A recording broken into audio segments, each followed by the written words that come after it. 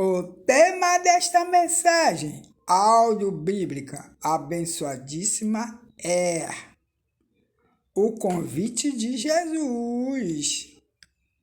Esta mensagem audiobíblica abençoadíssima, ela está inspirada no livro do Novo Testamento chamado Apocalipse, capítulo 3, versículo 20. Vamos escutá-la para entendê-la?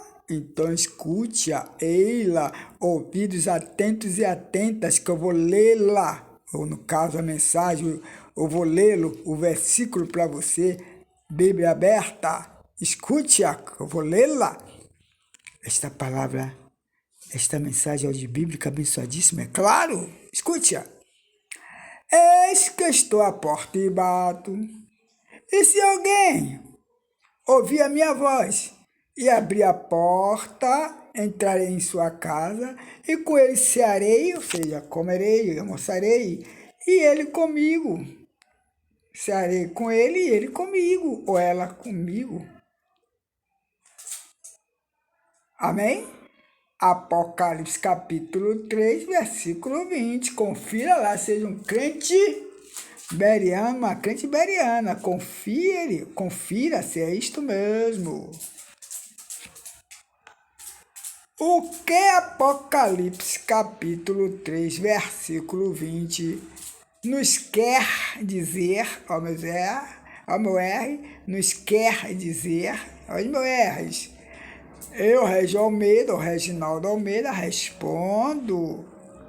Apocalipse capítulo 3, versículo 20 é um convite de Jesus para a comunhão íntima, direcionado originalmente para a igreja morna, lá de Laodiceia, aquela igreja que nem é crente nem fria, morna, que eu havia deixado lá de fora. Mas hoje, no contexto de hoje nosso, é um chamado abrangente. Eu não vou dizer universal, que estou fazendo propaganda da Igreja Universal, mas é um chamado abrangente para todos e todas, no mundo todo, em todos os lugares, para crentes e não crentes, para crentes e não crentes, para abrir o coração ao relacionamento profundo com Jesus, prometendo ceia e transformação, ou seja, convidando para estar junto com ele. O versículo fala sobre uma decisão pessoal, a decisão íntima da pessoa, não é coletiva, é pessoal, de permitir que Cristo entre e faça parte da sua vida. E não sendo uma imposição, um chamado à fé e entrega, ou seja, é um convite para a salvação, não é uma coisa imposta, obrigatória. Você tem que deixar o Espírito Santo falar, seja uma coisa espontânea, para você entregar a vida a Ele. Ou seja, é um convite para a salvação. Para não crentes, é um chamado para a restauração da comunhão para crentes. Para o não crente é um chamado para a salvação e um chamado para a restauração de comunhão para os crentes. Para que já é salvo em Jesus Cristo, é um chamado para a restauração e comunhão com Ele.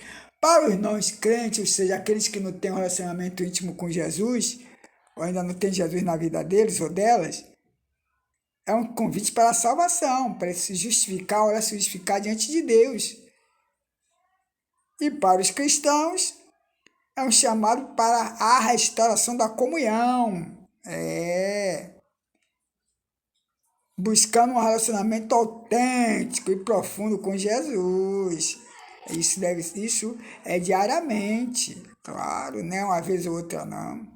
Em outras palavras, Apocalipse capítulo 3, versículo 20 é um poderoso chamado de Jesus para que abramos as portas, entre aspas, de nossos corações e permitir que Ele, Jesus, entre para nos restaurar, transformar e viver conosco em comunhão íntima. Eu acrescento, diária, contínua. Amém? Pois é, entendeu você que está do outro lado? Para os não crentes, Jesus diz que a porta bate. Compara com a porta física. É uma metáfora, ou seja, uma mensagem ilustrativa. Quem é? Aí, sou eu, Jesus. Quem é essa voz? Para pessoas que não querem ele, não abre. Mas o que está ligado ou ligada com ele, vai abrir, todo dia está abrindo a porta para Jesus. Como é que abre a porta para Jesus hoje?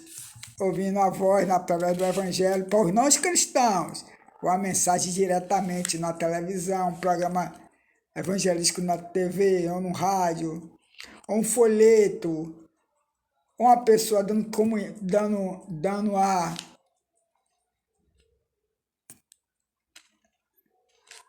a palavra a ele ou a ela diretamente, não é verdade? E a pessoa deixa Jesus entrar espontaneamente, não é uma coisa forçada. Agora, para quem já é cristão, crente, chamado crente, sempre Jesus está batendo na porta diariamente. Tem que estar atento. Está nos fazendo um convite para nos restaurar. Eles podem estar conosco na oração, na comunhão dos nossos afazeres, no almoço, no jantar, com a família, no culto doméstico. Não falar alguém para Cristo, o cristão tem que sempre se restaurando, sempre tendo comunhão com Deus. Por isso que eu digo sempre que a primeira comunhão nossa, ou seja, aquela intimidade que nós temos que ter, é com Deus.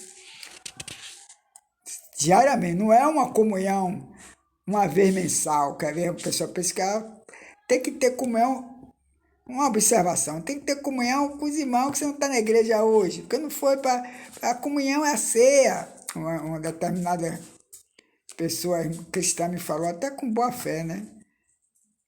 Até um pouco ingênua, ou ingênuo.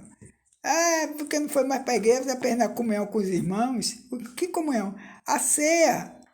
Como se a ceia fosse fazer parte, toda uma ceia, fosse fazer parte de uma comunhão direta todo dia com os irmãos. Não, comunhão, se for entrar entre os irmãos, é diária. Não só com uma parte de igreja, no caso da nossa igreja local, mas com todos os irmãos espalhados, tendo paz um com o outro, tendo o mesmo pensamento, no sentido de objetivo, servir a Jesus, respeitando o outro, independente da placa de igreja. Comunhão com a família, tendo paz, respeitando o pai e a mãe, obedecendo os filhos, obedecendo os pais. Isso é uma comunhão com Deus. Não é só com os irmãos num único dia, numa ceia. E daí quando a ceia não é chamada para comer, é uma comunhão. Mas não é todo dia, uma vez ou outra. E na igreja primitiva a comunhão era chamada, a festa era um encontro fraternal entre eles. Que levavam pão, levavam comida, cada um levava uma coisa. Isso era uma comunhão entre os irmãos. Não uma comunhão de repartir o pão. Ali é memória de Deus, de Cristo. Ou a ceia do Senhor. Entendeu? Não é uma comunhão no sentido de estar todo mundo se entendendo, intimidade, um irmão com o outro, a família com a outra. Não é. Nenhum único dia, uma única noite, não. Como é diária.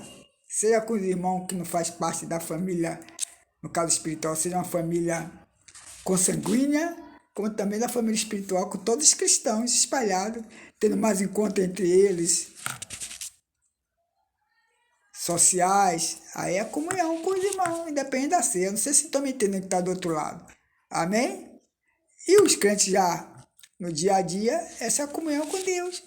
Na oração, conversa com os irmãos, seja de uma maneira ou de outra no celular. Isso é a comunhão. Ou visita no lar, aqueles que estão mais íntimos. E aí é a comunhão um com o outro. Amém?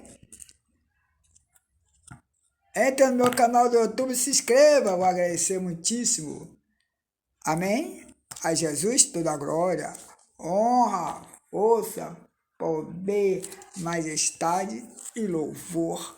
Muitíssimos louvores para Jesus, é claro, o autor e consumador da sua, também da minha, da nossa fé. Amém?